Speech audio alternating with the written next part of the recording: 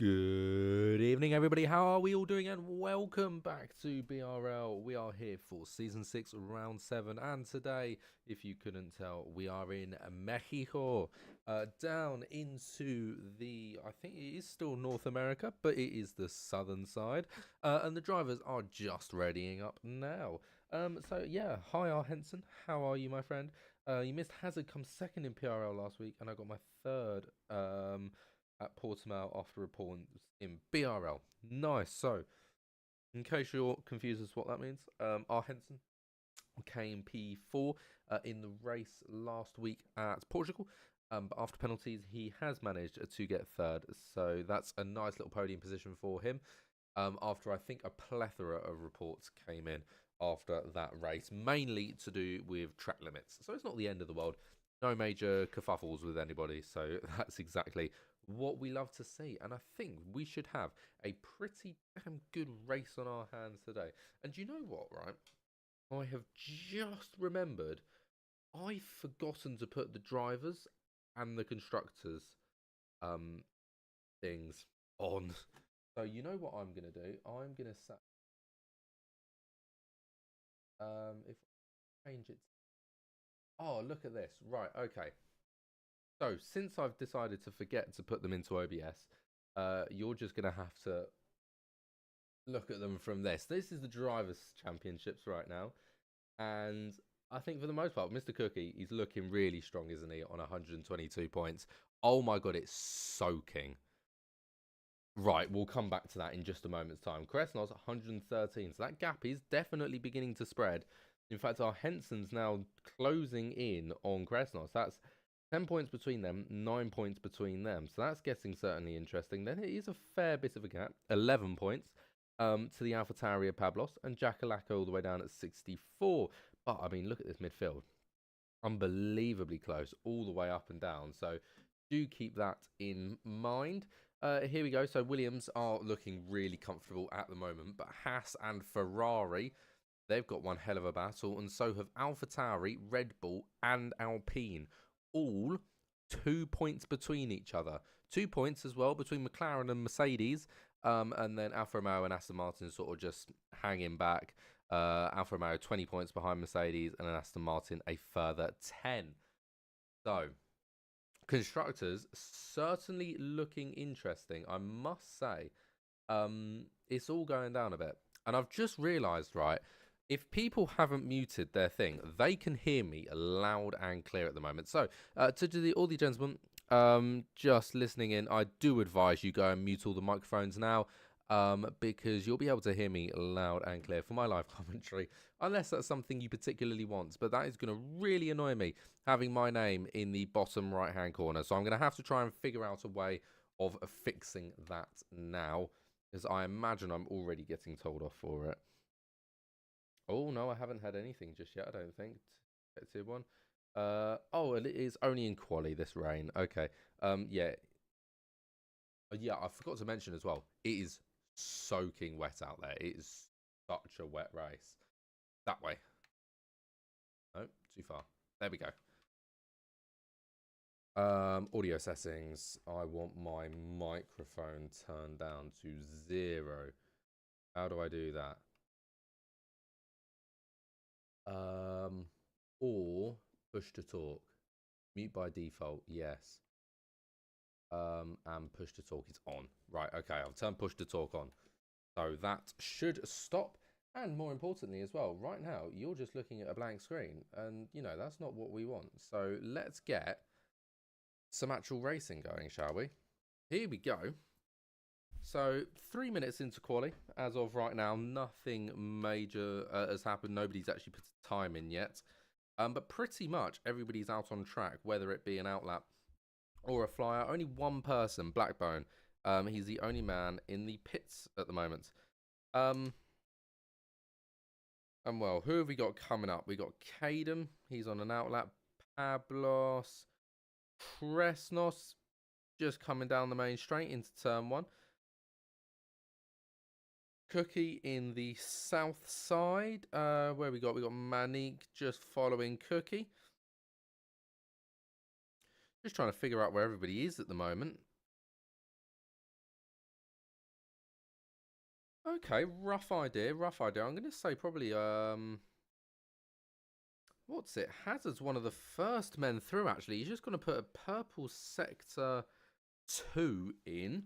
Purple sector 1, sorry. He's now gone into purple sector 2. Cadam's DNF'd already in the pit lanes, though, so it's nothing too important.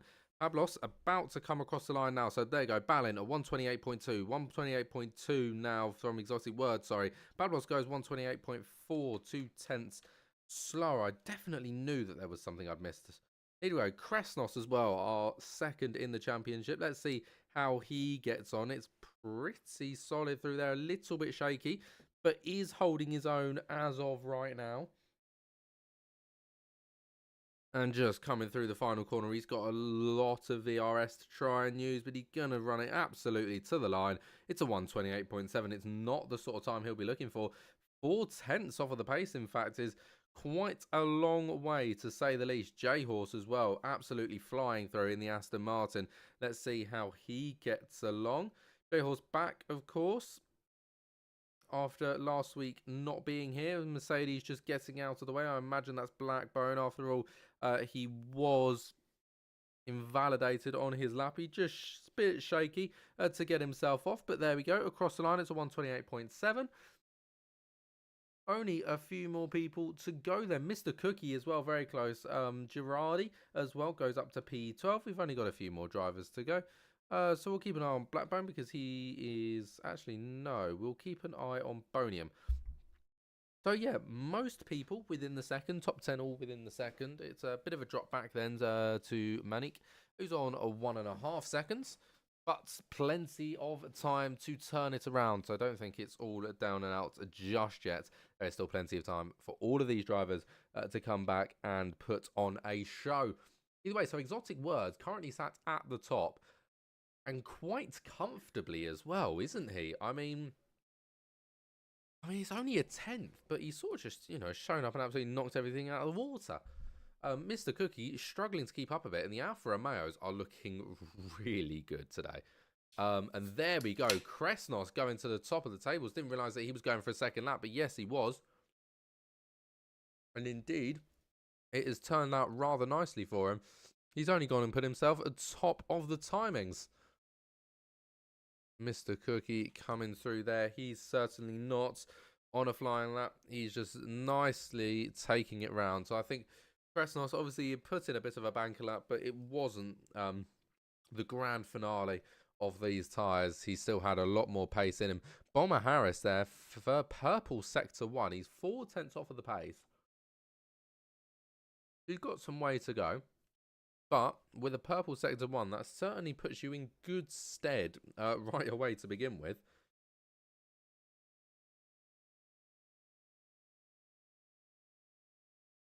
And big shake out of there. And he has managed to keep it on track, which is very nice. No risk of a DNF. Well, there certainly was risk. So, okay, the lap's ruined, but at least you're alive. That's kind of my logic there. I'd rather be alive and be able to go for another lap than be dead. Unsurprisingly, I mean, I feel like that's not even weird. I think that's just pretty normal, to be fair. Oh, yeah, Bomber Harris coming in then. So, fair few people still out on track. Interesting enough, Mr. Cookie going for yet another lap on these tyres. I think he's properly going for it. He is as well. So he's had a cool down lap, ready to go again. Okay, this is interesting. We'll watch Cookie. I mean, Kresnos has only just pipped pole position, or provisional pole for now, 0.03 of a second. Plenty of opportunities here. Mr. Cookies, he's got to be a 10th faster than his previous lap to go fastest. I mean, it's not a lot. John Meister, oh my God, that's quick. That's come out of nowhere, hasn't it? I mean, the rain's still falling, so it's not getting any drier. Mr. Cookie, though, is 0.8 up on his time. I think this is something we see fairly regularly, where the intermediate tyres, they're not fastest the first lap. You give them like 2 laps and then they properly fly.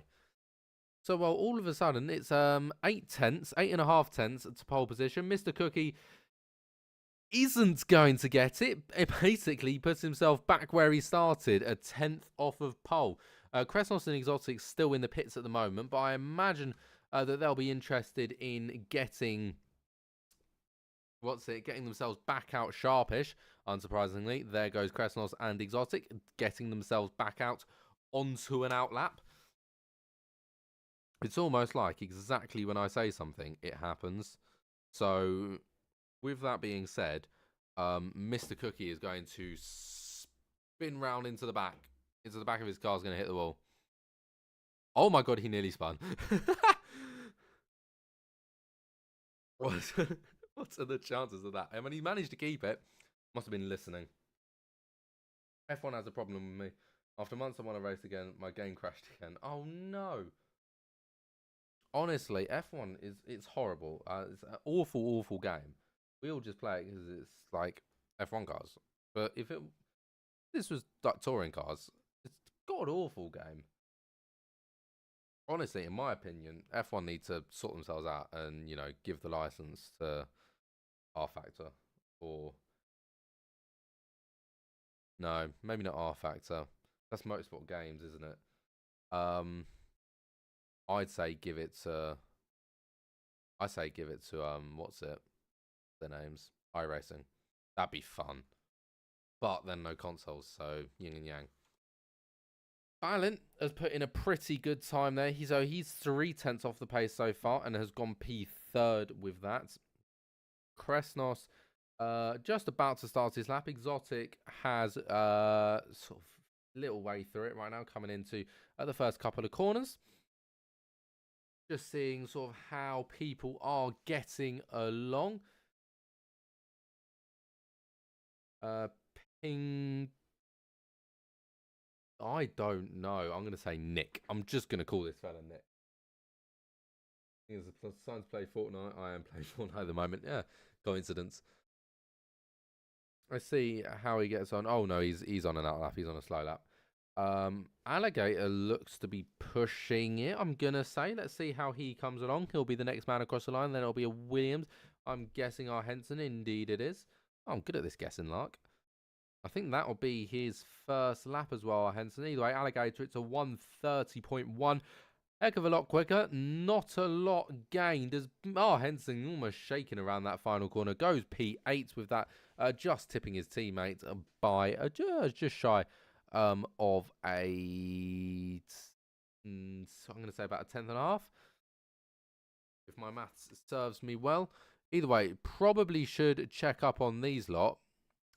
Because they are not long due through. So Exotic comes in, interesting enough, and so will Kresnos by the looks of it, because he has invalidated as well. I'm guessing that was the same reason, yes.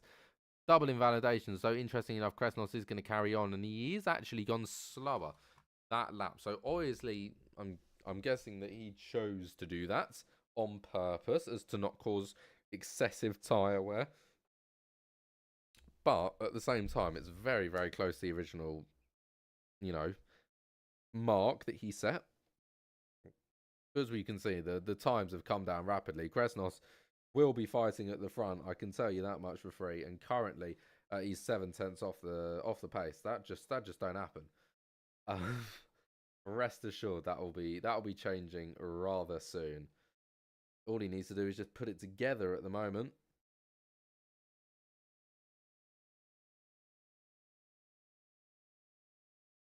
So far, he's just about keeping it together. I mean, I'd say that like he hasn't invalidated already. Not doing very good here, Kresnos. He's having a bit of a rough one. Former Harris is about to come across the line and start a lap. I think he was on a flyer, but he decided to use it as either a second warm-up lap or a cool-down lap. I'm not too sure. Ablos has just gone through there. A P5. He'll be very happy with that as of right now. Exotic as well. Down all the way in P7 now, man. That at one point led the running. Currently P7. Certainly getting close towards the end as well. We have got 4 minutes 40 seconds left of this session, plus any final laps that may take place. And we've got quite a lot of people out on track as well, actually. Just trying to have a little look around. And Bomber Havage just goes fastest. P sector 1 there, quarter of a second faster through the first sector alone. So he's got to increase by another 10th to go into the fastest provisional pole position. And so far, I mean, these S's, they're very, very convoluted. They are difficult. I accept and agree with that. But it's like, you really got to make sure that you're confident on them. If you're confident, it's fine. But if you haven't got that confidence, then I can't lie, you're sort of finished. You've really got to make sure that you trust your car and, importantly, your setup as well, to make sure that, you make it through the S's alive and without the back end coming piling out. A lot of people on the start-finish straight. I've got to say, John, interestingly enough, he's on a fast lap. And I think he's just getting started. Though, to be fair, he's used quite a lot of ERS to be only this far into the lap. But then again, it's not like he's short on ERS, so I can hardly see it being an issue.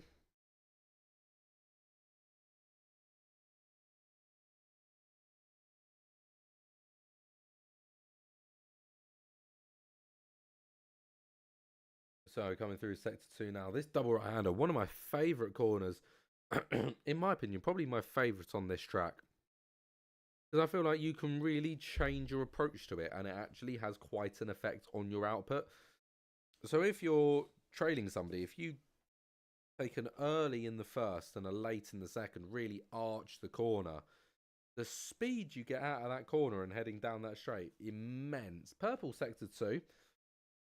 So now running into sector 3.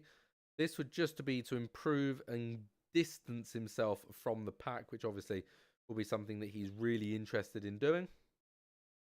J-Horse there, P5. I believe he's jumped up a bit. Either way, he's about to come across the line. John goes faster still. It's not by an awful lot, but it is still faster, so he'll be happy with it nevertheless. J-Horse now about to come through, but he's going very slowly. Clearly trying to gather ERS as much as possible. Kresnos as well going for a flying lap. He's just started, so we will come back to that in just a moment's time. Exotic as well, just trying to go for that lap, which he's been trying for so very long now. It's getting rather painful. So Exotic and Kresnos got a lot of land to fill in this final lap, and it's not going to be too much longer before this all gets decided. So in my personal opinion, sit back, relax, and enjoy the show, because it's certainly going to be an interesting one. Just on board here with Cheetah, but I don't really know who to watch, to be honest. Everybody's very closely packed through the second sector. It's going to be so busy. Oh, here we go. We'll go to Manique, because look at that. It was a purple sector 2 for a very brief moment. He's 2 seconds off the pace, so he's got a long way to go in this wet weather. Hopefully, he could turn it around and, show some promise. But look, think about it. Half a second and it puts you P12. It's not too bad, is it? It's going to be a 1:28.8, which is going to put him P12. Literally where I said. And Exotic there making a crucial error. I don't think he's going to get out for another lap. I'm not too sure. Here we go. Kresnos across the line. It's a 1:32. We'll go out again. We've got 25 seconds, so it's not going to be long before we're all finished here. I don't know. Is the other Ferrari, is Girardi going to make it 17, 16, 15? Yes, he probably will. Exotic retires from the session. It's going to be the other Mercedes I'm worried about. Is Blackbone going to make it? I don't think so, but he is on a flying lap, so it's not too bad. 5, 4, 3, 2. I think he's just about made that. Yes, he has. Whilst improving his time as well, he'll probably be thinking, oh, come on then, let's go for the lap. Because there we go. We are all done here now. Everything is sorted. Everything is finalised. Bomber Harris going fastest through sector 2, but slower than his fastest time so far. So he's still got some work to do through this third sector. Really, what's he going to be wanting? He's going to be wanting P3 off of Ballint. It's certainly possible. Can he pull it off? I'm not too sure. It's a little shaky on the way out. Basically power sliding through. He does improve his time, and he does manage to go above Ballint, who, by the looks of it, is going rather slowly. So it's very possible that yes, he has managed it right in the dying embers. And Mr. Cookie making a crucial error. He's off the track, so he's all done and dusted. John Meister is going 2/10 quicker. Don't ask me how, but he's managed it. Here we go through Sector 3 now. Is this going to be a total battering? Kresnos says no. John Meister shakes it at the end, and he somehow still improves by 1/10.5. That tells you how fantastic that lap was, that he crashed and still got pole. That is unbelievable. Mr. Cookie crumbling at the very last lap, making a right hash brown of it and coming across the line in a rather unfashionable manner to finish qualifying. There we go. You know what's really interesting as well? I forgot to turn my audio on, so you weren't hearing any of it. I'm so sorry. I'm just going to have to fix it as well, because it's not actually picking up anything.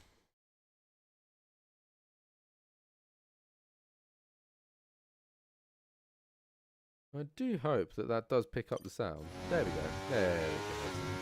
But there we go. Now you can actually hear the racing take place. I think we're done. Yeah, we're just waiting on Alligator. Well, there we go. What a lap from John. Absolutely fantastic.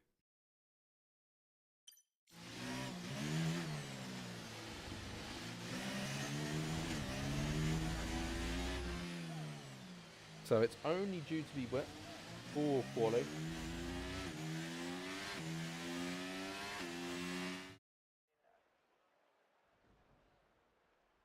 So there we go. John Meister gets pole position in the very wet Mexico City. Kresnos comes P2 in the Ferrari, and Mr. Cookie P3 for Williams. Bomber Harris P4 for Aston Martin, and Ballint P5 for McLaren. J-Horse P6 for Aston Martin, and Pablos P7 for AlphaTauri. Bonium P8 for Mercedes, and Henson P9 for Haas.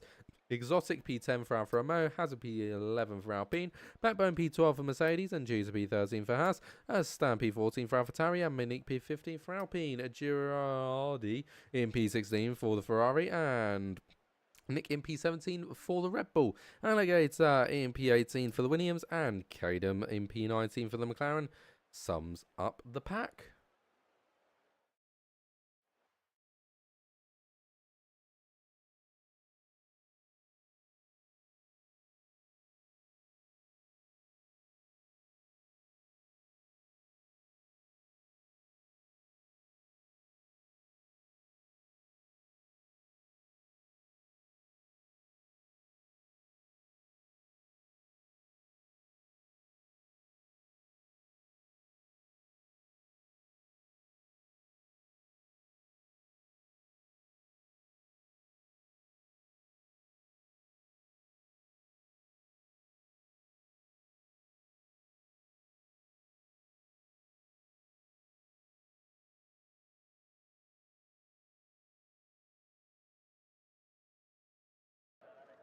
Alrighty, let's get ready for the race. It should be starting any moment now. We're just waiting for the players to join, make their setups, and get going. What are my predictions? I don't really ever have predictions, but all I know is it's going to be a very hectic race as the 5 red lights do indeed come on here in Mexico, and we are away after a very quick pause. The Alfa Romeo gets off to a really good start. Kresnos unable to keep up in the manner that he once would have wished. He's not going to probably be able to go to the inside, but look at the hauling of Boa Harris as he comes absolutely flying through the pack, and I think he might be in the lead by the time we hit turn 1. Yes, he is. No! The Williams comes absolutely flying through. Mr. Cookie nicks it to the inside and does indeed take the lead after the first couple of corners. John Meister manages to hold on to second place, but what a start from Bomber Harris. He absolutely flew through the pack on those medium tyres. didn't quite manage to get himself up into the lead. He'll probably be quite disappointed with that. But actually, but look at this. John Meister, huge mistake in the corner there. That's going to allow the Aston Martin to catch up at quite a rate of knots, but it's not going to be anything that's all too dangerous for him. And look, just behind there as well, McLaren just trying to go for the move there on the Alpha Tauri. Yes, it was an Alpha Tauri. That would be a balance. As everybody now begins to filter through. The S is a section where it's pretty much impossible to try and go side by side in. So everybody is very single filed, very orderly through there. And Balint, look, holding desperately behind the Alpha Tauri. Pavlos just unable to get past. He's trying every little trick in the book, and it's just not pulling off. And he is absolutely baking the Mr. Cookie, unsurprisingly, goes fastest lap. But I guess that is probably because, well, the only man to have put in the fastest lap is pretty impossible to do anything else. But there's J-Horse as well, going for the move on Cresnos. He's got the inside line. Can he make it stick? I think he can. It's well defended through the second half of the corner and through the rest of the S's. J-Horse does indeed take and keep hold of that lead. Nice fashion, I must say so myself. But look at this from the McLaren. He's going to have to put in a defending job at the Alpha Tauri. He's gone all the way around the outside and has managed absolutely beauty of a move there to get himself up into P6. That was Pavlos 1982 with that move. But it's certainly looking interesting, isn't it? Everybody is looking very, very dangerous. That is to say the very least. And Mr. Cookie really able to open up the gas tank now. He's 1.5 seconds away from John already. Bomber Harris keeping within that half a second very closely. And Exotic just trying the move on Balint. Oh no, I think it was Balint trying to move on Exotic perhaps. No, it was Exotic and just unable to make it stick, unfortunately. Manique with a 3-second time penalty for multiple warnings already on just lap 3. That's not what you want to see at all, is it? As J-Horse goes and puts in the fastest lap of the race. And look at what's happening up towards the top of the field. Bomber Harris has managed to get past John and gets himself up into P2 very comfortably without any, I think, argument at all. No stress, no bother. He gets himself up another position. And look at this, Balint and Exotic once again going for it. The McLaren has to go into the middle because by the looks of it, Manique's going to go soaring through. Is he going to be able to get the McLaren on the brakes? Just about. McLaren could possibly come here for a switchback, but it's not quite going to be. The Alpine with an absolutely fantastic move there. Perfectly done. Gets himself up into P7. He'll be most delighted with that, I can tell you that. Certainly for free. Exotic words here will be very disappointed that in the attempts to gain a position he managed to indeed actually lose one rather than gain one. But Manique, I can say you've got to be very happy with that, haven't you, to try to, you know, sneak up, take a move, and all of a sudden you gain 2 places. It's like, oh nice, okay.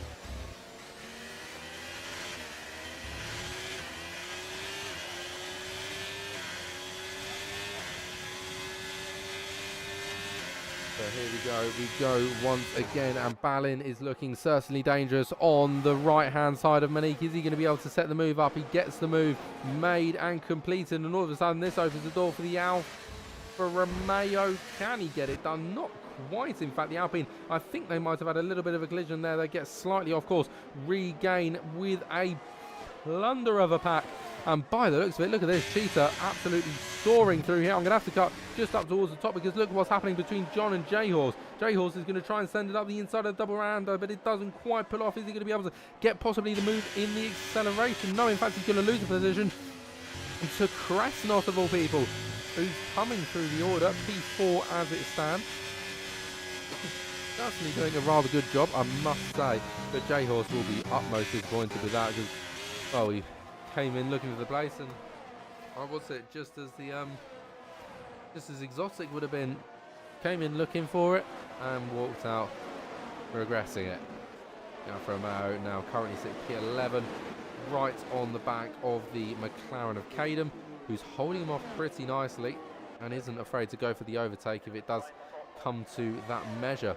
Let's take a very, very brief look at the tyres, because that will be quite an interesting thing just to make ourselves aware of, because look at this, Kresnos and John Meister have managed to swap places. Kresnos just getting the run down the main straights, getting himself up to P3, all of a sudden posing a bit more of a threat to Mr. Cookie, to be honest, because, I mean, this is an absolutely fantastic result for Mr. Cookie, isn't it, if it's a win. Puts a lot of stress off of his shoulders as John Meister and J-Horse here battling once again. J-Horse is going to have to take it the long way. Deep round the outside. It's great defending from John, who will also have the inside line once again. But look at the flying manoeuvre of J-Horse, who swoops it round the outside like he has all the grip in the world. John has to accept defeat and go down to P5. He just has not got the grip to do a corner the way J-Horse just did. Utterly fantastic from the Aston Martin driver as he gets himself up to P4. And Monique with a 3-second time penalty for multiple warnings. That'll be something that he wasn't particularly fancying seeing. Also, interesting enough, J-Horse as well as a penalty. That'll be something that certainly will either come in handy for someone or detrimental to, well, I can assure you it'll be himself later on in this race. Because penalties are going to mean quite a lot. It isn't like the easiest track in the world, I can tell you that much for free.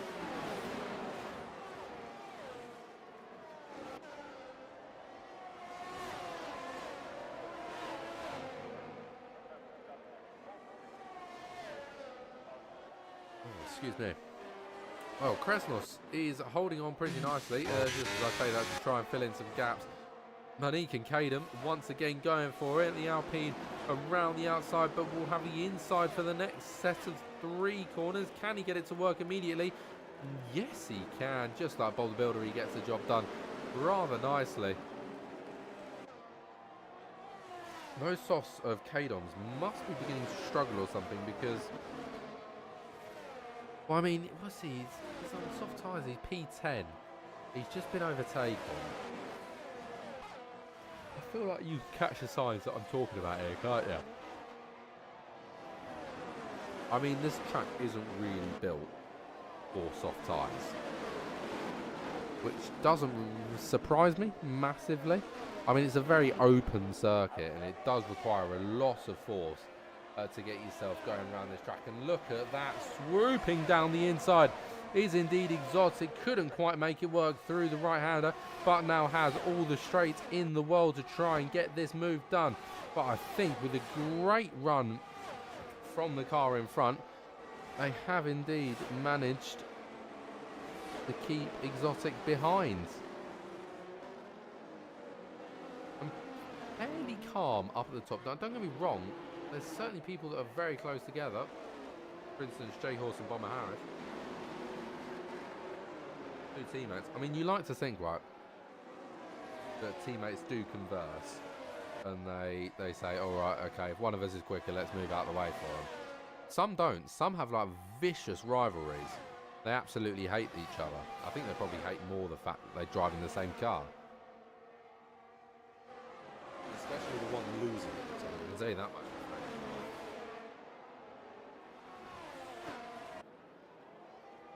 But yeah, I mean, these two are still going in sort of toe by toe, piece for piece. Whatever the one does, the other does the other.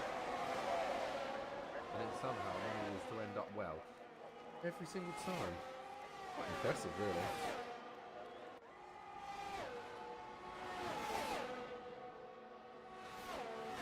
And look at this, they're going to go side by side. And look at how close the Ferrari is. I think, in fact, Bomber Harris has gone for the move on Kresnos and got it done. But he looked like he was going to have more trouble from his brother in the car, J-Horse. But, in fact, he was managed to say, all right, okay, if I can get in front of this Ferrari, that saves me a little bit more time, a little bit more breathing space from my Aston Martin counterpart, who is struggling to get past the Ferrari quite as easily as Bomber Harris did. So he'll be a very happy man with that move. Certainly helps out an awful lot, doesn't it, with the time. Interesting enough, as Bomber Harris has gotten into place, immediately the hump on Mr. Cookie has not only started, it was in full swing. In fact, Bomber Harris is looking unbelievably fast, isn't he? He's looking really, really strong. It's already down to 8/10 after, what, just a couple of corners, if that. Pretty much a lap. It's gone from about 1.2 all the way down to 8/10. That's an incredibly quick decrease in the time gap, especially between P2 and P1. And Mr. Cookie had literally no bother about the fourth corner. And all of a sudden, Bomber Harris is right on his backside. In fact, perhaps even the next big braking zone could be the moment to go for it. Not quite the acceleration he's wanting out, but it's definitely manageable. Certainly reel him in a bit. Would probably not go for the move, which makes good sense in my opinion, not to go for that. It's just a very dangerous and unnecessary move to really fight for.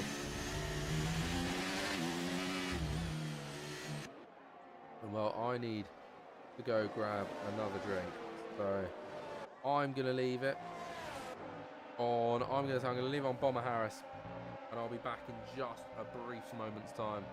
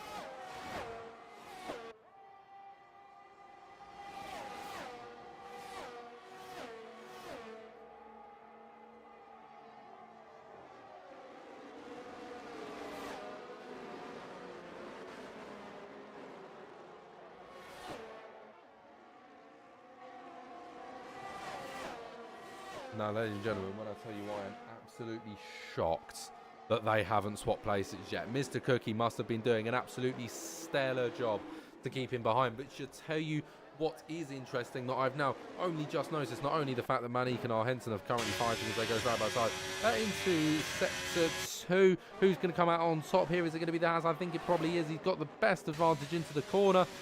That is just about managed to keep it, but the Alpines managed just to keep his front wheels in and good acceleration out of that corner. They go pretty much side by side. Who's going to be able to get it? I think the Alpine gets a slightly better acceleration to begin with, but I think the Haas is going to come soaring through. Not quite. They continue on their fights, but in the end, Manique decides to give up the position. He knows it is just far too dangerous to go for a move like that. Either way, we're going to jump back to the front here because it's getting very, very heated up at the top of the field. Not only Mr. Cookie and Bomber Harris still very, very close together, and they just have not been changing at all. So close. But J-Horse is caught up massively, and in fact, I think he's going to go for the move here. Yes, he is. He comes up side by side with his teammates. Good on the brakes from J-Horse, and he does manage to get that place very easily, in fact. And I believe he will also have DRS perhaps for the next section. He does, in fact, yes, because obviously Mr. Cookie is still within range. So there we go, another extra boost to try and close down Cookie. J-Horse versus Mr. Cookie. Hang on, I've seen this battle somewhere before. Indeed, it's our fight of last season. In fact, the fight that we never really got to have.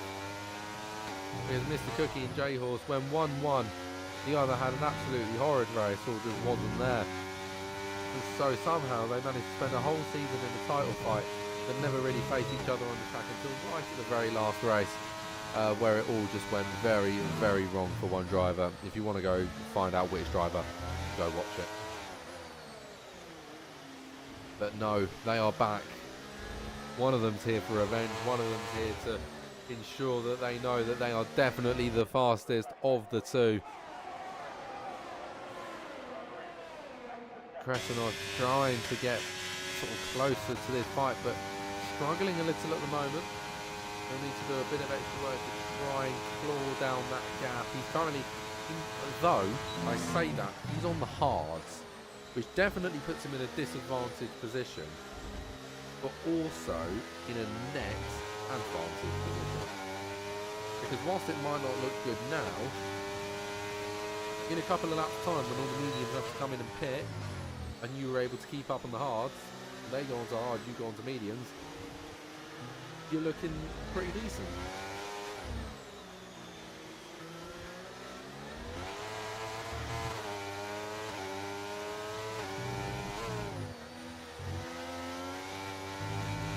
So as it stands, Mr. Cookie still holding the lead of the race, but it is beginning to shorten.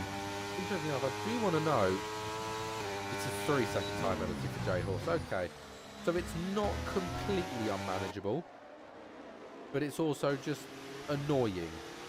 It's just not wanted. Not particularly necessary either, I can hardly imagine. Probably do want this gap, don't we? And there we go. Well, what's happened to Bomber Harris? I'm saying nothing. He's only come into pit, so those medium tyres are done for him. He doesn't want to be on them anymore. He's going though onto softs. Right. I don't get that. So it's a safety car. How on earth has he? What? When did the safety car? That's literally just this moment. There wasn't a safety car when he came into pit. How on earth has he timed that? That is... If I'm genuine, if I am correct in saying that there was not a safety car when he came into pit, that is the greatest planned pit stop. But to be fair, the luckiest pit stop ever.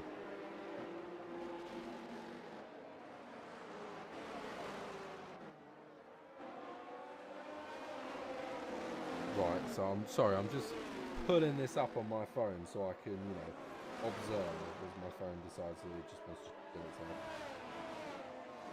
own. Right, so how the hell this has happened, I'm not too sure. Good opportunity though for the medium. I wouldn't say medium a lot. I feel like I have. Trust me, I can say the word medium. It just apparently, it's just not happening at the moment. Right, okay, so we need to go back basically a lap. It's taking me that bloody long to figure this out. Right, so safety car's still out at that point. Safety car. Right, so we get Abby in the pit. He's onto the softs, in the pit. Padlock is out. When did he go out? We've been out for a while. And he comes in and he gets the pit stop done. That's very lucky. That puts him on a fresh pair of softs. He got the jump kind of on the pit stop, where actually no, he's probably got on quite unlucky with that if you think about it, because it wasn't as he pulled into the pit lane the safety car came on, it was as he was leaving the pit lane.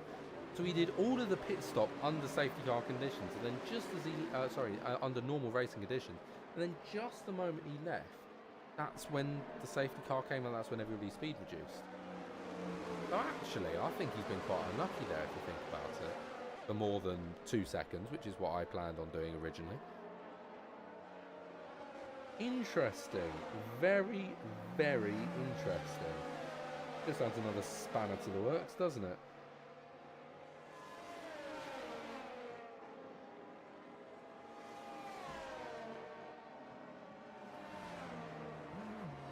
So on that 15 of 36. So we're getting close to that halfway mark. And it's been pretty good racing so far. I mean, I can't fault it.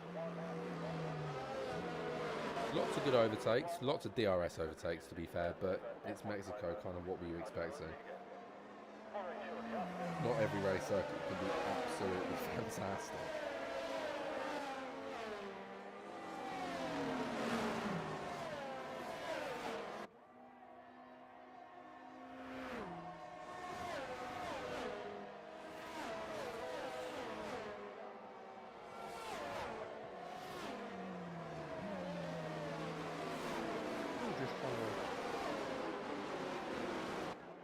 I say this a lot.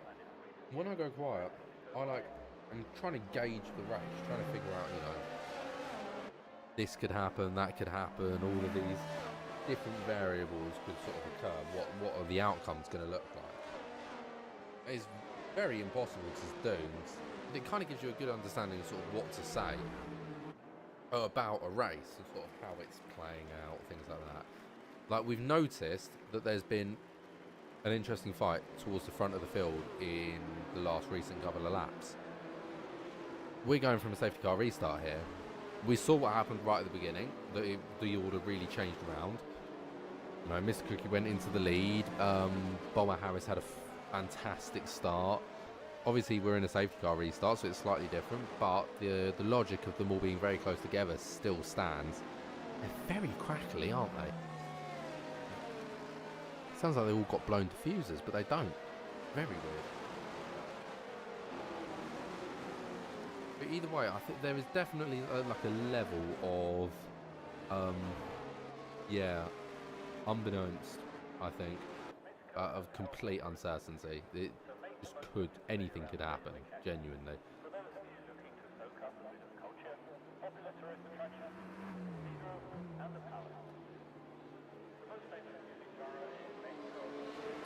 Rightio, we should be getting going any moment now. Mr. Cookie will be the man to lead us away. It's not a long run to the start-finish line. He's got to get us going soon, and he has gone. Caden, 3 seconds on, multiple warnings. He'll probably want to try and get that removed unless he made a crucial mistake right at the very beginning. And Mr. Cookie gets off to an absolutely flying start. Kresnos getting a really good jump on J-Horse as well. He managed to get himself up into P2 almost immediately. He'll be trying to fight on to take the lead of the race off of Mr. Cookie and try and close that gap in the driver's standing ships. Because as it stands at the moment, Mr. Cookie only gets further away, ever so slightly behind, and it's a little bit of a dangerous move there from the McLaren. Had to go across the line a little bit to let John Meister through, as to not cause any major damage. And look at how chaotic it is back here. I can't really speak over this because I don't really know what's going on. Cars are everywhere, people are everywhere. Hopefully there's no major accidents. Little bit of contact there made between the Alpine, and now look, the Alpine ever so slightly behind. Williams just trying an absolutely outlandish move, doesn't quite work off, and everybody just absolutely everywhere, and it's almost impossible to keep up with everything going on. The Haas trying to go in for a battle. The Red Bull goes for a really dangerous move, just about narrowly avoids an accident, again with the Haas just behind. He's completely offline and doesn't really know what to do with himself. He just gets himself onto track. Even if he does lose a couple of positions, at least he doesn't have to do nightmare. Let's both of those two through. The Alpine tries to cut across, but it could be a really good switch back here for the Haas. Can he scoot it all the way around the outside? It's going to be a long way. He's going to have to try another switch back again, get a slightly better corner. It's not quite going to be, and everybody now going through and getting the fastest laps onto those soft tyres. Bomber Harris picks up the fastest lap, unsurprisingly. Really unsurprisingly at all. And look at how close it is now, and I think Mr. Cookie is going to get double overtaken. Yes, he is. Can Bomber Harris get to the lead? No, he quite can't. Krasnos holds the lead for now from Mr. Cookie. Mr. Cookie goes from P1 to P3 almost instantly. And that gap between him and Krasnos is only going to get closer at this point. Yes, both will extend, but Cookie not quite as much as Krasnos. And speaking of Cookie. He's under threat now from J-Horse as well, who's beginning to catch up to the back of them. But Bomber Harris on these soft tyres, unsurprisingly, absolutely flying. In fact, is Kresnos also on a set of softs? He is. That'll be why they found it so easy to get past. Kresnos is on softs. So Kresnos and Bomber Harris both elected a soft tyre, opt to use it as much as possible to begin with, and then obviously we'll probably have to change it to either another set of softs or another set of mediums.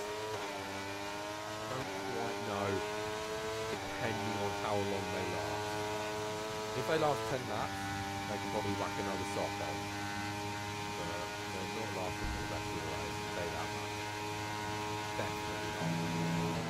Either way, those two are sort of going to run away a little bit into the future.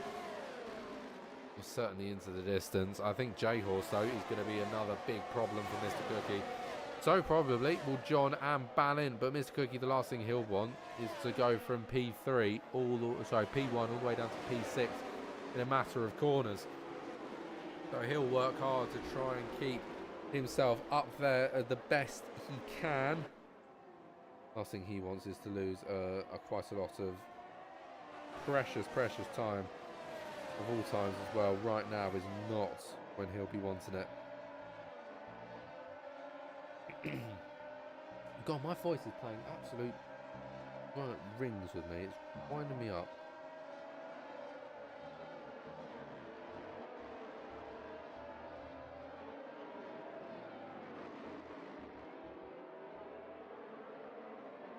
And well, quietening down a lot after that absolutely wild start to the race.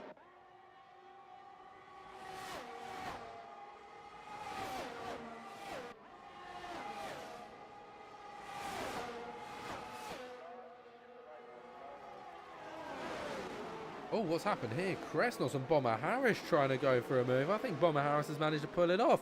I thought he was so far back it was going to be practically impossible. Mr. Cookie all of a sudden into a battle with J-Horse. It's gone from being absolutely nothing to absolutely everything all at once. And look at this. Mr. Cookie falls to 7th. Oh my God, he's having an absolutely tragedy of a race. He's gone from leading it for such a while.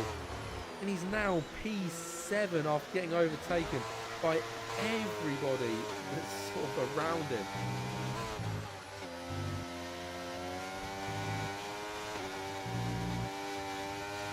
Oh, it's bad for Cookie, and it only gets worse. Now he's got to try and find his way back through all of those people. Luckily, the next driver back, Exotic, 4 seconds back.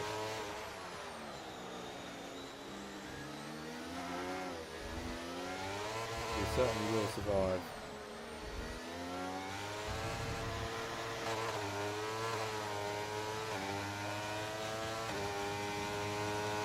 All is well for now. Ballin looking good to try and go for a move on J-Horse. J-Horse doesn't have any DRS, of course, so he could and probably will get that move done very comfortably. Indeed he does.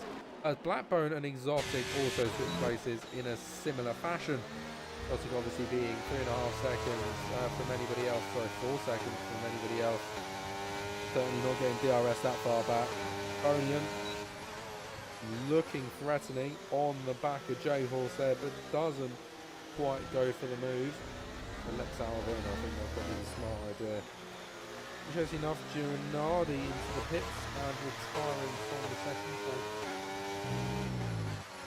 So he is done and will finish P18. I'd say it certainly could be worse. Could be P19, could be P20, but at least it wasn't a crash or anything.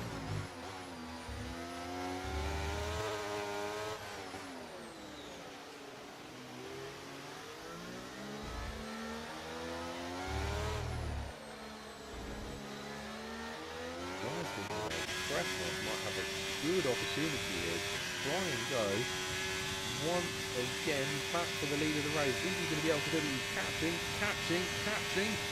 Slots to the inside, onto the brakes right at the very end, and he is into place. So there we go, Kresnos So from about 7/10 back, he managed it quite comfortably. Something to keep in mind, like without slipstream as well, you are a sitting duck on that straight. I mean, he was a good couple of, 10-15 metres back, easily. And then all of a sudden, he's there. It's mental how quick these cars with BRS really are, because to be fair, you haven't got a chance in that.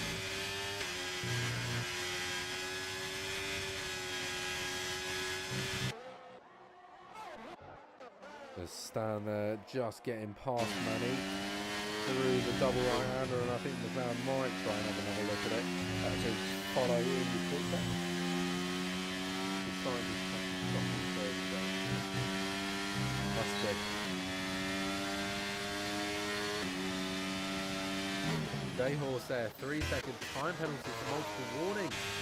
Well, J-Horse is currently already on 3 seconds. That must push him up to second. Yes, it does. John as well on 5 second penalty. So two guys in the top 5 with 5 and 6 second penalties between them. Mental. I mean, maybe J-Horse will be able to get away with getting one of those off. You never know.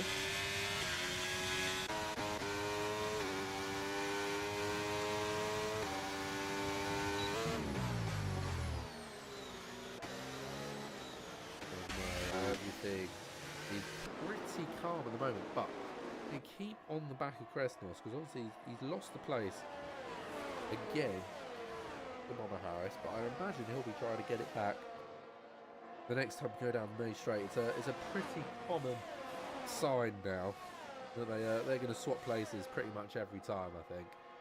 Though Balin is now within the second, which wasn't the case the last few times round, so that could certainly change things. Maybe Balin can get in on this fight, perhaps John Meister as well, because he's within a second, he's within half a second of McLaren. Kresnos now getting the DRS open at 4/10 behind. I think he's got a very easy run here, to be honest.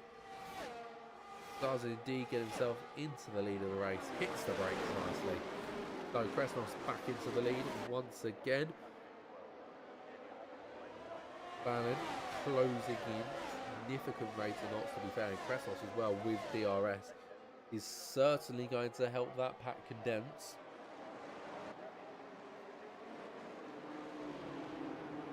And by the looks of it, we've got all of a sudden a 3-4-way fight.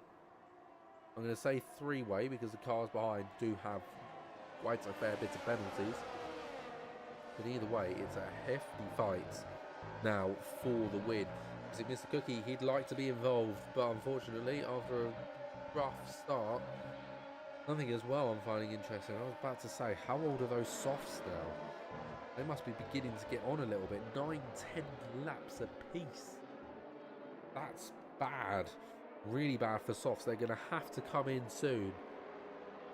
And my question is where are they going to come out? They're going to come out really rather low.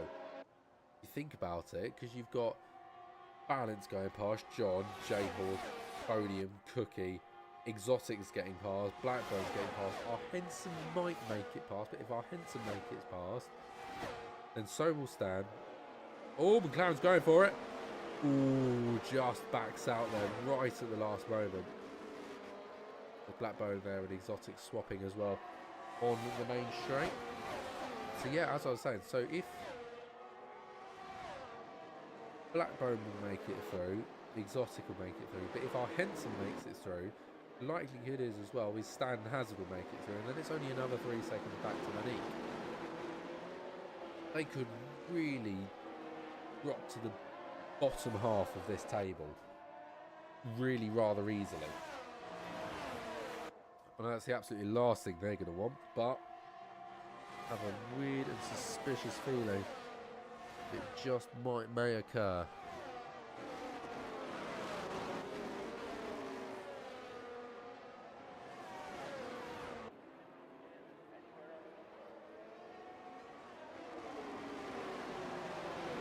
Well, we move move on to lap 26, and in goes the soft tyres, almost as if Mice Hawking made them decide. Now it's a question of where are they going to come out, because they've been on those soft tyres, they've managed to get themselves into the lead, but they weren't able to do much more than that. They weren't able to push on because they just kept fighting each other. Now here comes through the next few drivers. They're going to make it through comfortably, I can imagine. Stan, no problem whatsoever getting through. The other two drivers aren't quite going to make it. They'll definitely be in the region for a fight, maybe. I can imagine it will only be the very start. So with that, then, Balin goes into the lead of the race.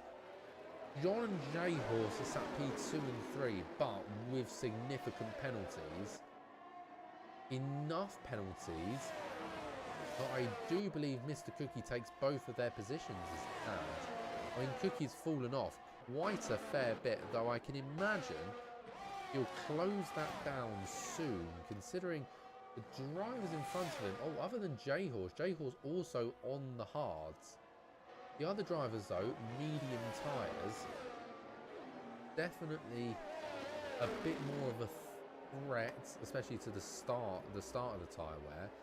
But now those hards should begin to come into their own on pace, and hopefully Mr. Cookie might enter the battle and, you know, just cause a little bit more drama, a little bit more chaos. You know, where's the fun in only a little bit of chaos? We like a lot of chaos.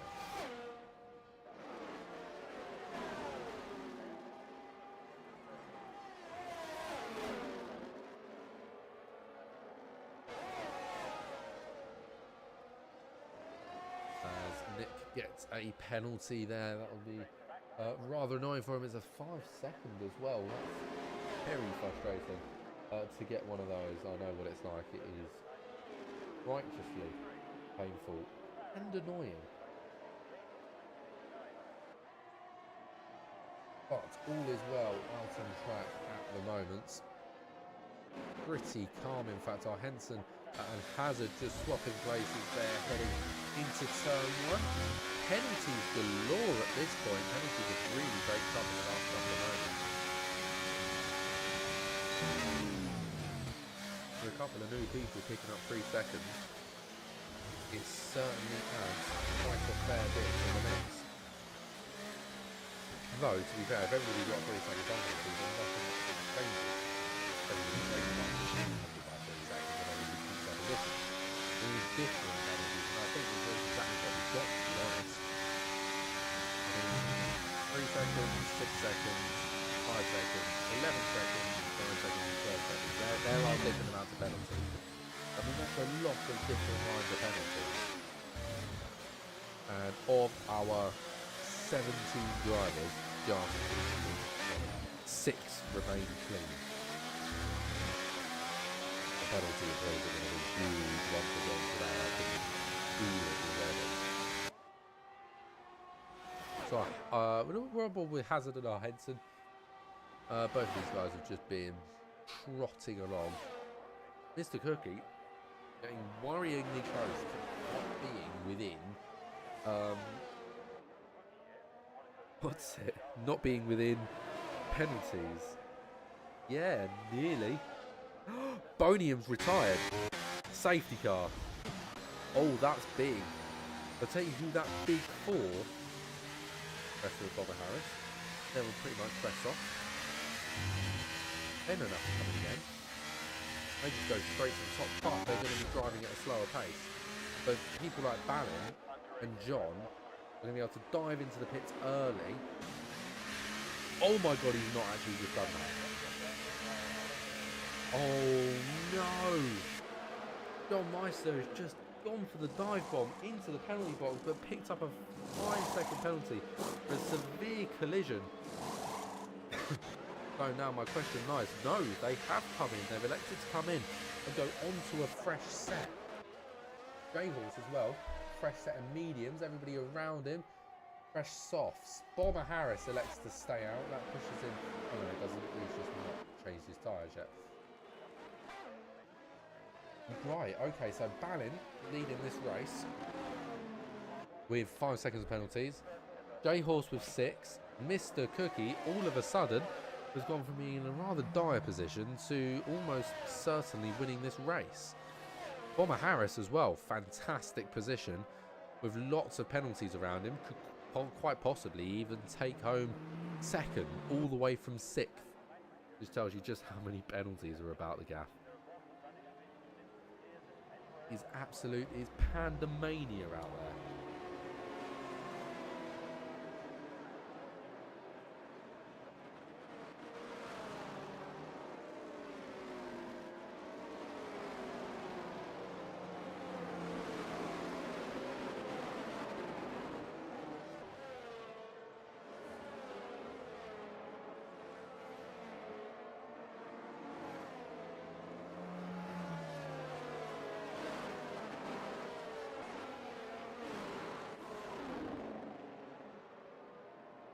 I'm going to go grab another drink whilst we wait for this safety car.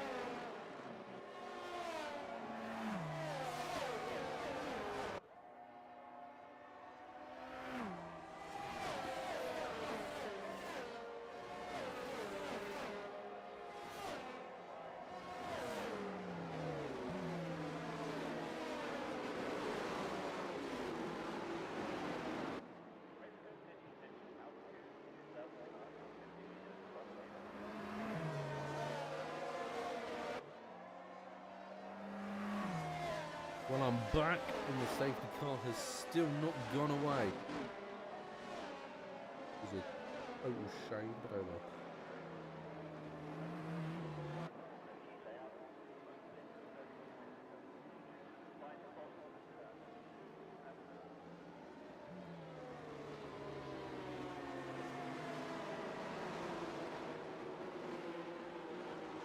Yeah, so I think what are we going to have? We're going to have 6 laps of racing.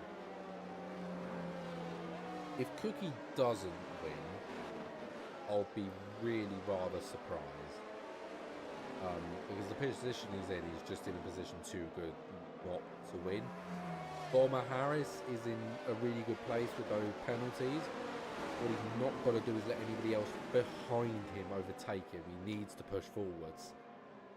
Because if he just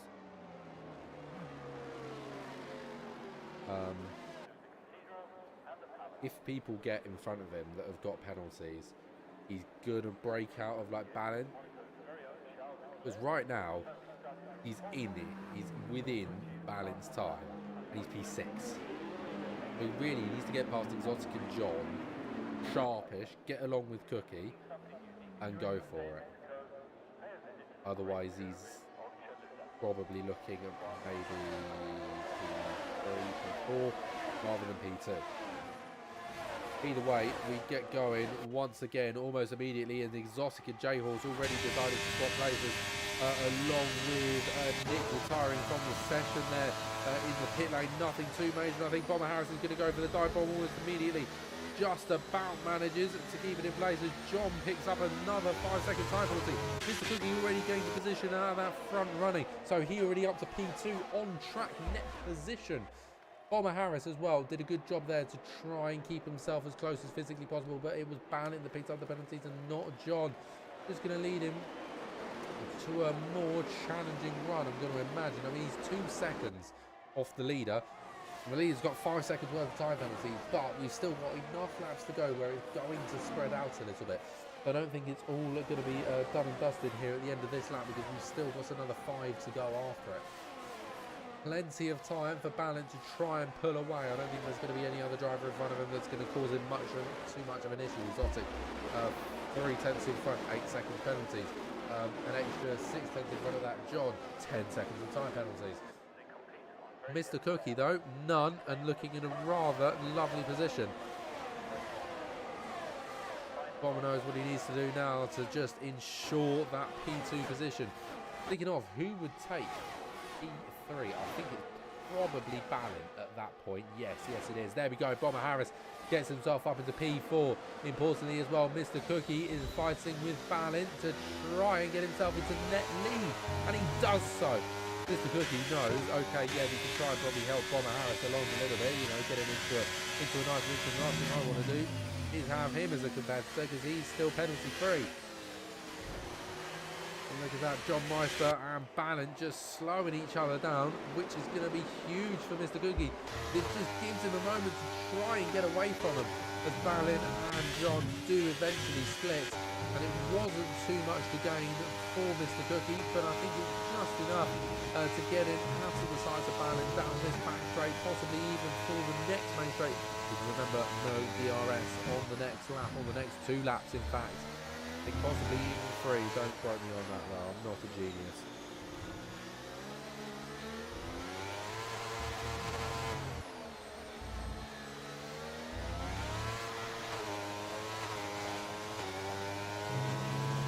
Oh no, DRS enabled now, so that was a very quick turnaround.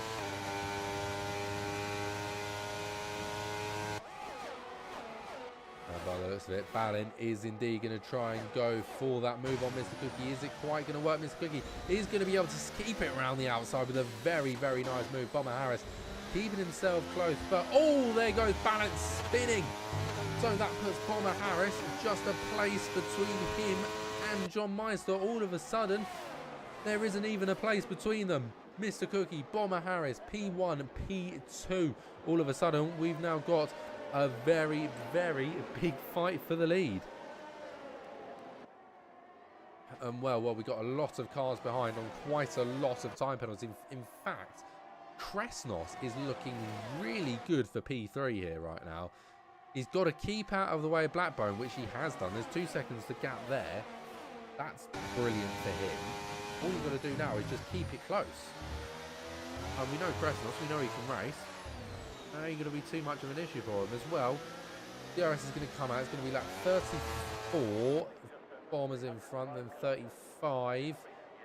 And then 36. So it's projected at the moment that Bomber Harris will win this race. If they swap every single time, which obviously isn't a guarantee. In fact, Bomber doesn't have DRS, or at least isn't activating him, but he's going to go for the move nevertheless. Doesn't quite pull it off. Gives a huge benefit to Mr. Cookie. I don't really know why Aston Martin doesn't have DRS, because he's been within DRS range this entire time. Whether it's just not working. Oh no, it's definitely working. He's got it. John, though, he's interested in getting past. He might look for the move. Doesn't. Decides against it eventually.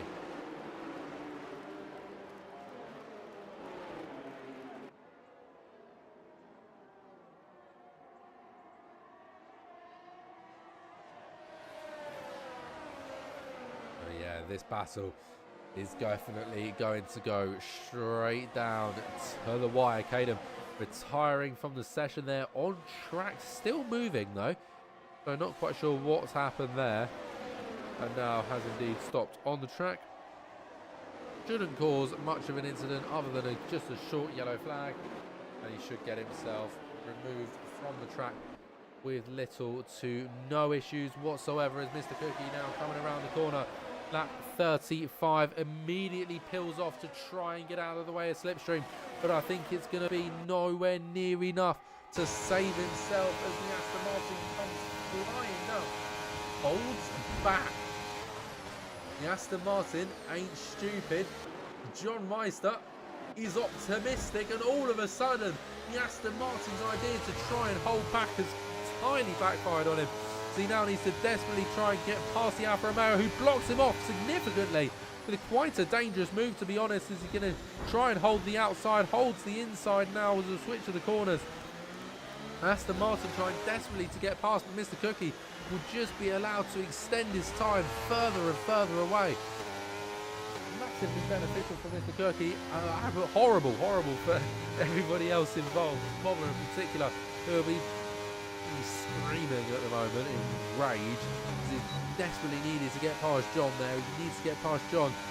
as soon as he physically can. He's not going to be within DRS range of Mr. Cookie. It's an absolute blessing for Cookie. I know exactly what Bomber Harris was trying as well. He wanted to hold back. He didn't want to overtake there. He didn't want to overtake that lap. What he wanted to do is wait for this lap to come round and then go for the lead. Because then, you get moving to turn one, they don't have a chance for the rest of the lap, and you come across them in the race. He's not a stupid, the Aston Martin driver, but unfortunately, he forgot to mention the fact that John Meister might try and go for a move if he holds back too much. And unfortunately, that's exactly what did happen. And it sounded a little bit bumpy there for John Meister, but it's too bad. He's got himself going. And I think J-Horse might even be a little contender in this Krasnos as well. Looking really good. He's gained quite a lot of places, but with 6 seconds of time penalties, it could be an issue with Blackbone, but I don't think so. I'm going to be totally honest. I think he's just far enough away to it not cause much of an issue. Let me have a quick little look. What are we on? What are we on? That's the wrong one. Intervals. So 6 tenths, 5 tenths.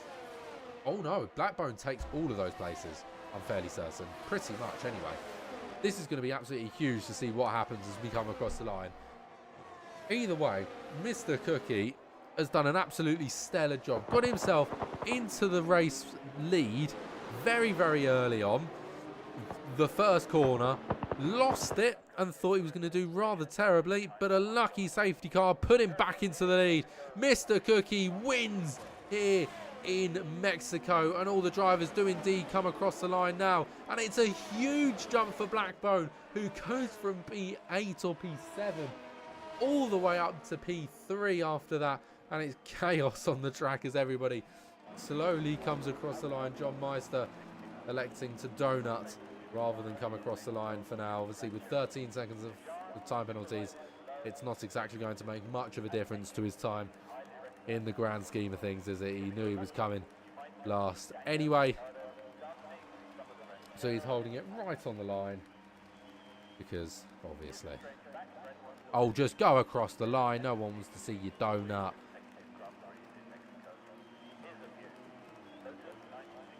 Oh, stop it, go across the line for Christ's sake. There we go.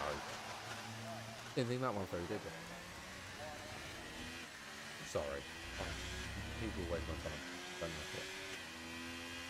Well, what a race that was.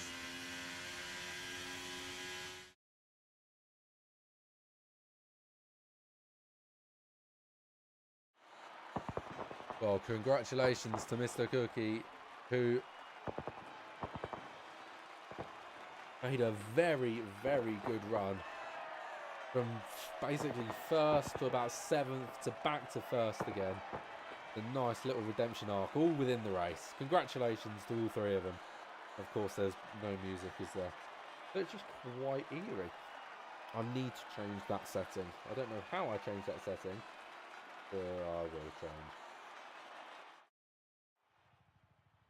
So with that, Mr. Cookie wins for the Williams team with fastest lap as well. And Bomber Harris in P2 for the Aston Martins. Blackbone in P3 for Mercedes and Krasnos. P4 for the Ferrari. J-Horse a P5 for Aston Martin. And Cheetah in P6 for Haas. In P7 was Stan for AlphaTauri and has a P8 for Alpine. Alligator P9 for Williams and Exotic in P10 for Alfa Romeo. Henson P11 for Haas and Ballint P12 for McLaren. And Malik P13 for Alpine and John Meister P14 for Alfa Romeo. And then it was Caden, Nick, Bonium, Girard and Pablos who all DNF. Caden technically finishing the race as he DNF'd within the last couple of laps. And look at how close that was. 10th of a second between Blackbone and Krasnos. Blackbone just about holding on to it. Back to my usual start then. Oh, don't put yourself down, Henson. You're a good driver. Right, join us back in just a moment whilst we get ready for some post-race interviews.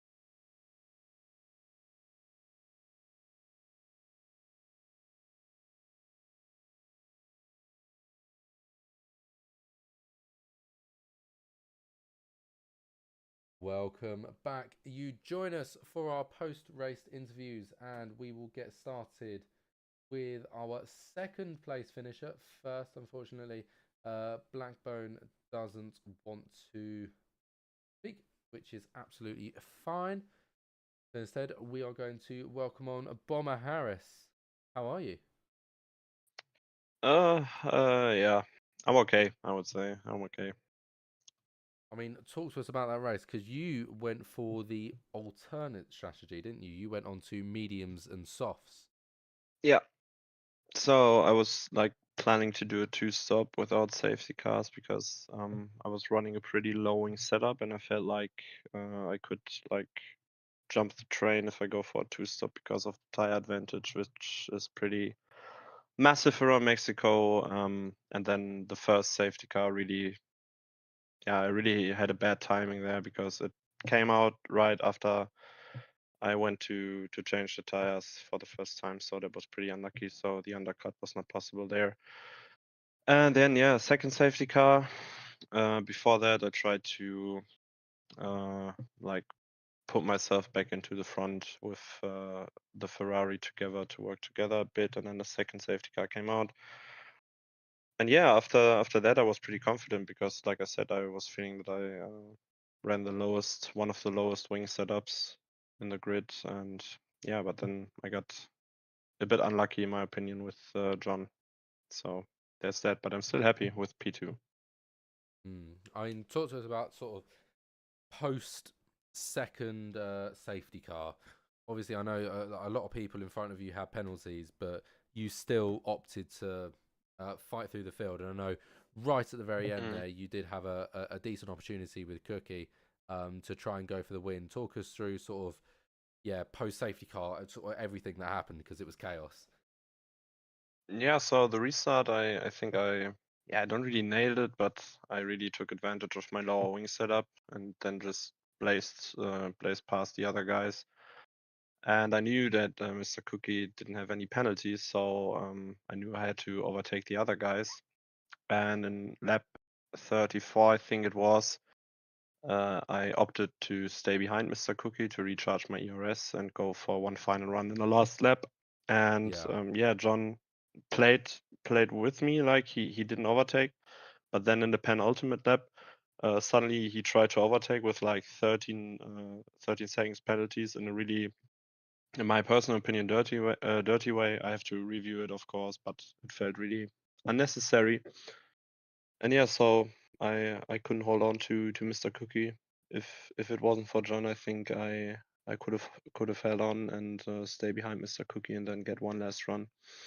Yeah, unfortunate, but I take P2. That's all right for me. Obviously feel kind of robbed, but it is what it is. I'm still happy with P2. Yeah. yeah, I think you've summed it up pretty nicely. So if that's the case, shall we get your three-word race roundup?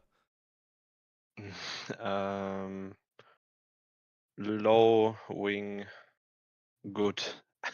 It I, certainly I, played I well for you.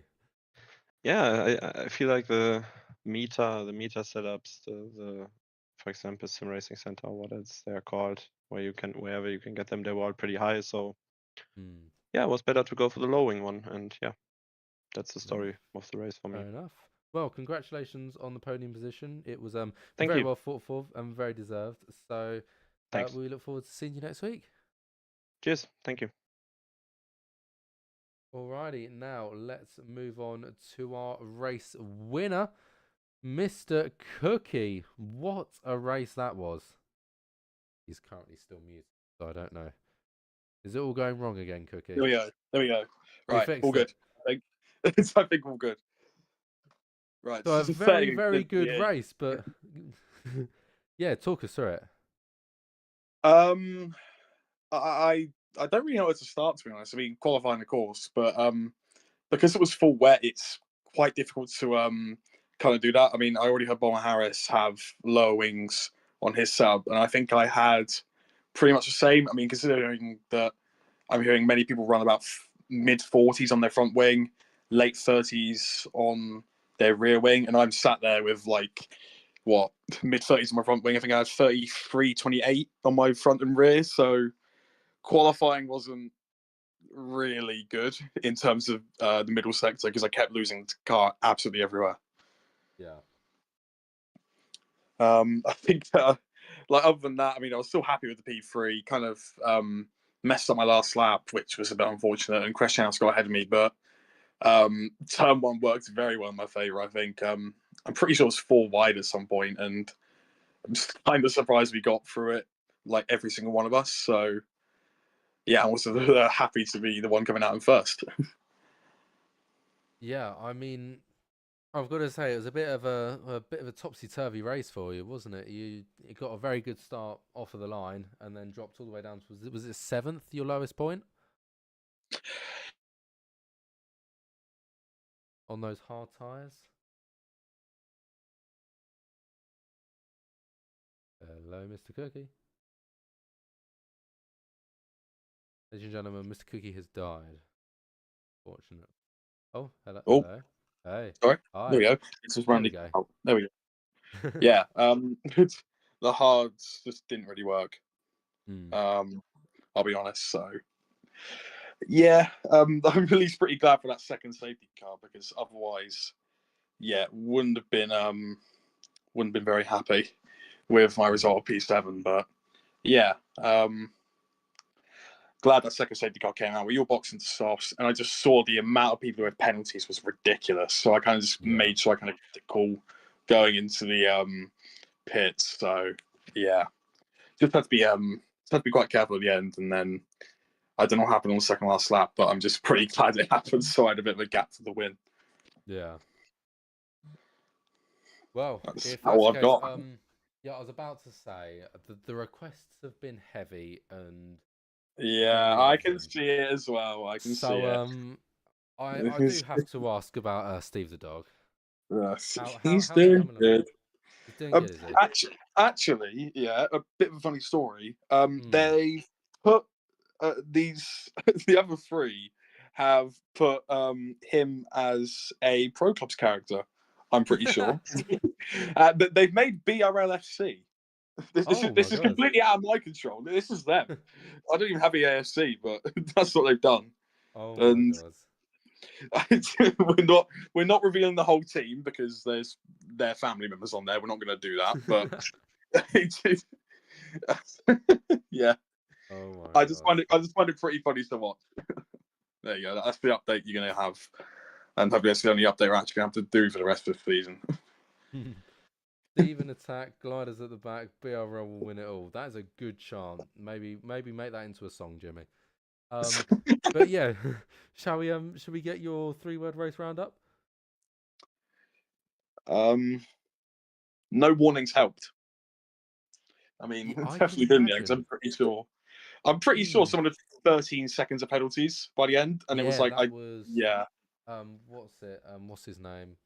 Not John was it Meister. Brian? John Meister. Yeah, that was it. Yeah, it's like I don't know how I don't know how that many like happens, but yeah, Yeah. I'm just happy I managed to get no warnings, well, no penalties really. I had 2 warnings, but no penalties. And yeah, just really happy with P1, and I've kept the podium streak going, so that's all I can really ask for. Yeah, and obviously an extension on the championship lead as well. Yep, I'm pretty sure that if Cristiano gets his penalty removed, I think I still gain about 6 or 7 points. So yeah, gap grows to about 15 points. So pretty comfortable going into the last 3 rounds. But then yeah, we also got a sprint for next race around Koto, which is going to throw everything off, I think. So just going to wait and see what that's going to happen. Yeah, well, in that case, congratulations on yet another win, and we look forward to seeing you next week. Thank you. You're very welcome. So, with that, we are all done. Thank you all very much for watching. I have been the Carteristics, and good night.